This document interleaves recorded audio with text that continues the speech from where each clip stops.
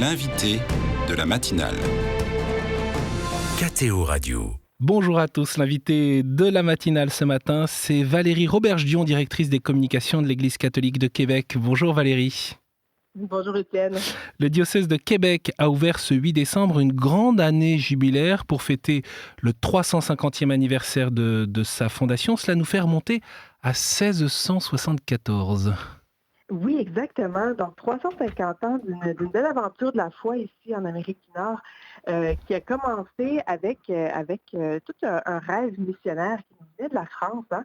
On a été fondé ici, l'Église au Québec, par des saints et des saintes. C'est extraordinaire comme histoire. On est très fiers de se replonger là-dedans dans les prochains mois. Pour commencer, un mot peut-être, Valérie, sur l'ouverture de ce jubilé. Le cardinal Lacroix, l'archevêque de Québec et primat du Canada, a ouvert la porte sainte à la basilique Notre-Dame de Québec, qui est votre cathédrale. Et c'est d'ailleurs par ailleurs la porte sainte, la seule porte sainte d'Amérique du Nord. Rappelez-nous peut-être ce qu'est une porte sainte. Alors, c'est une tradition qui nous vient du Moyen Âge. Hein. La plupart des portes saintes sont à Rome. Et on en a une. Le pape Benoît XVI nous a donné la permission officiellement d'en ouvrir une à la basilique cathédrale Notre-Dame de Québec. Il y a 10 ans qu'elle s'est ouverte pour la première fois ici à Québec. C'est une porte qui a été percée, une toute petite porte, mais magnifique, en bronze, qui a été percée à même l'édifice. Et c'est une démarche spirituelle qui est proposée aux gens de tous horizons spirituels, mais bien sûr, pour les catholiques, ça revêt une importance particulière de faire ce passage-là et de le vivre, peut-être nous aider à vivre des passages intérieurs et de se sentir accompagné par le Christ. La Porte Sainte de Québec, elle illustre le Christ qui donne la main à la personne qui entre. C'est très symbolique. Et on peut rappeler, Valérie, que cette porte sainte, elle n'est ouverte que pendant les années jubilaires. D'ordinaire, elle est fermée. Oui, c'est très important de le préciser. Alors, les années jubilaires, la prochaine qu'on aura au niveau universel, hein, c'est 2025. Mais nous, on a pris une année d'avance pour l'ouvrir. Là, on l'ouvre dès 2024 pour simplement faire vivre d'une façon spéciale notre année 350e anniversaire de fondation de notre diocèse. Alors un anniversaire, c'est toujours l'occasion de porter un regard sur le chemin parcouru et en même temps de se projeter vers l'avenir. L'occasion du regard sur tous ceux qui nous ont précédés. D'ailleurs, on peut faire le lien avec la devise du Québec c'est « Je me souviens ». Exactement. Et le rapport à l'histoire est peut-être parfois ambigu, peut être parfois tendu. En tout cas, au Québec, c'est souvent le cas. Alors, c'était peut-être une occasion, ici collectivement, on souhaiterait faire redécouvrir l'histoire un petit peu, puis ce regard sur le passé. C'est très important. Ça permet de comprendre qui on est. Ça permet de nous inspirer des bons coups du passé. Ça nous permet aussi d'éviter de refaire des erreurs. Donc, le geste de mémoire est très important et on aimerait que cette année puisse contribuer à ce geste.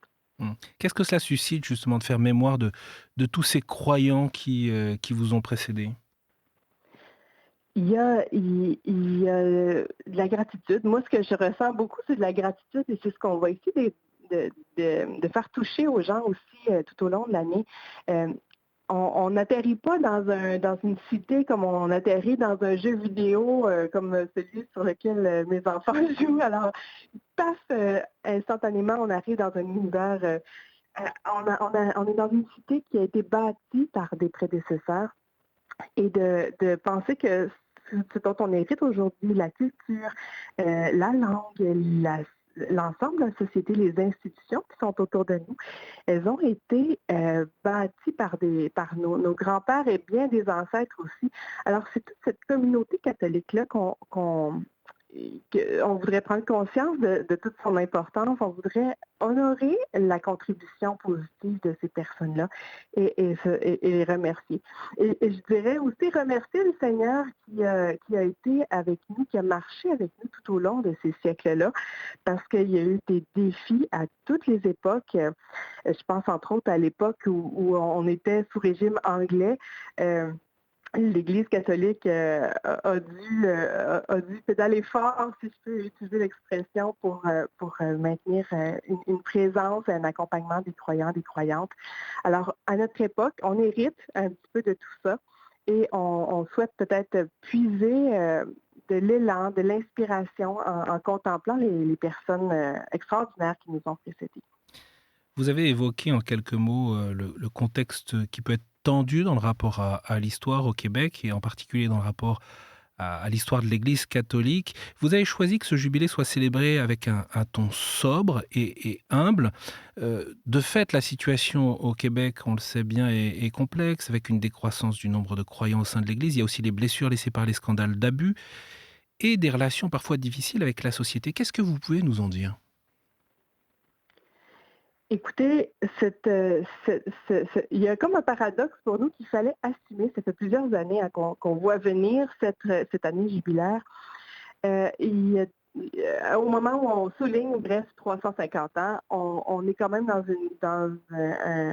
une situation de vulnérabilité, de défi.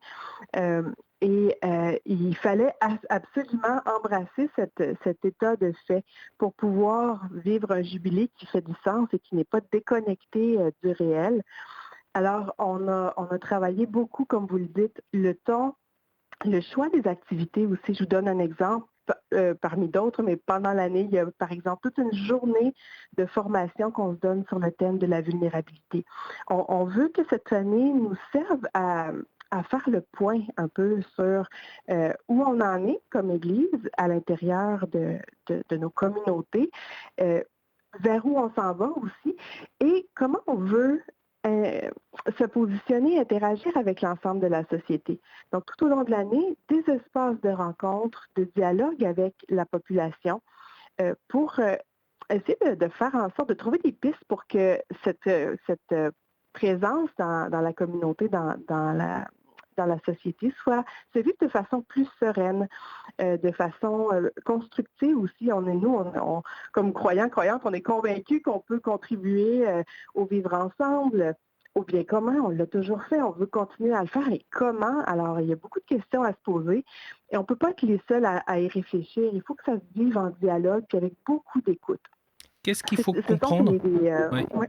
Qu'est-ce qu'il faut comprendre, Valérie, du sentiment de rancœur d'une partie de la population contre l'emprise de l'Église sur la vie sociale dans les siècles précédents? Qu'est-ce que les catholiques aujourd'hui peuvent accompagner et peut-être permettre de modifier le regard sur ce passé, cette histoire qui peut être douloureuse, en tout cas blessée? Le mot-clé pour moi, là, c'est nuance. Il faut que quand on regarde le passé, qu'on sorte des récits construits par exemple, ici, on parle de la grande noirceur, une certaine période du siècle dernier où l'Église avait une grande emprise, une alliance entre l'Église et le pouvoir politique.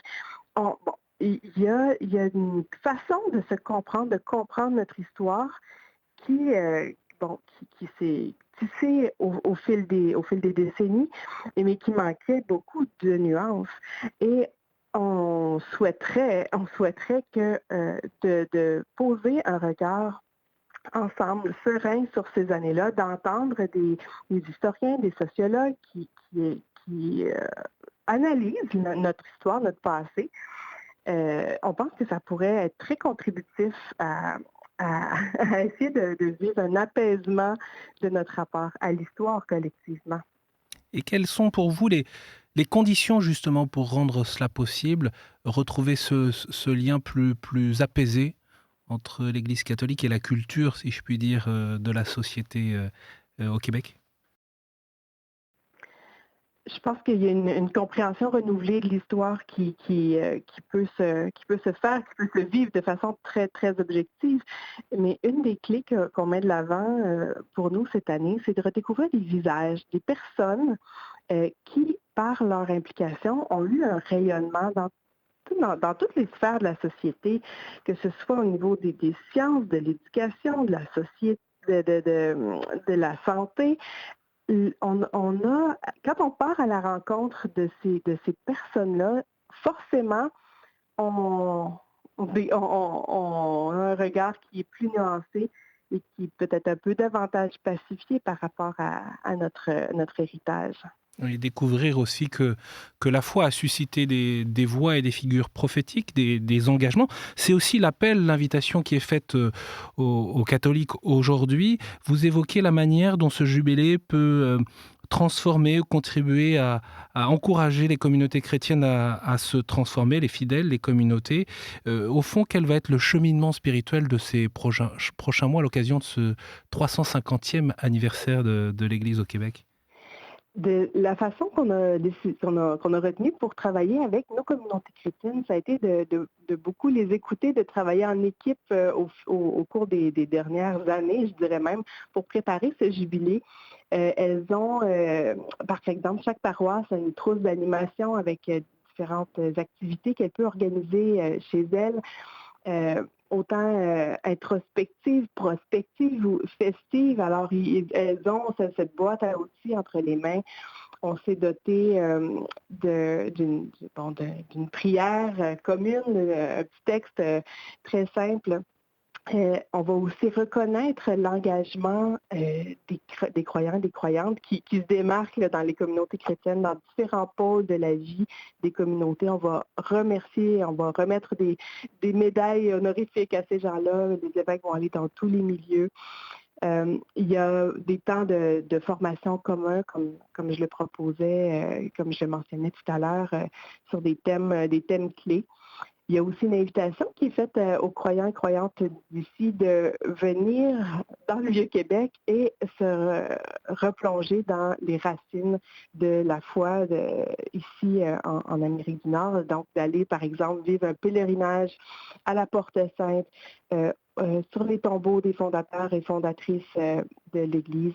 Alors, beaucoup d'offres leur sont faites pour que la communauté puisse vivre une année bienfaisante, une année qui donne du souffle, qui donne de l'élan. Avec une grande fête populaire en septembre prochain, 2024, du 20 au 22 septembre 2024. Oui, c'est un événement fort de l'année. On va accueillir à ce moment-là, ça va être la fin de la rencontre des évêques catholiques du Canada qui va être chez nous. Alors, on en profite et cette fin de semaine-là, il y aura des offres pour les familles, pour les jeunes. Par exemple, on a l'intention de confier la cathédrale à des groupes d'étudiants en art pour nous faire faire vivre des expériences artistiques dans la cathédrale. On accueille des gens de chez vous, on accueille le groupe Glorious qui vient pour la première fois au Canada. Pour nous, ça va nous dynamiser, nous faire du bien là, de vibrer au rythme de cette belle musique de louange.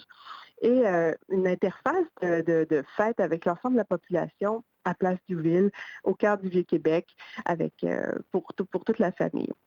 Valérie, c'est un des événements forts. Ouais. Valérie, si on veut prier pour l'Église de Québec, que demander au Seigneur?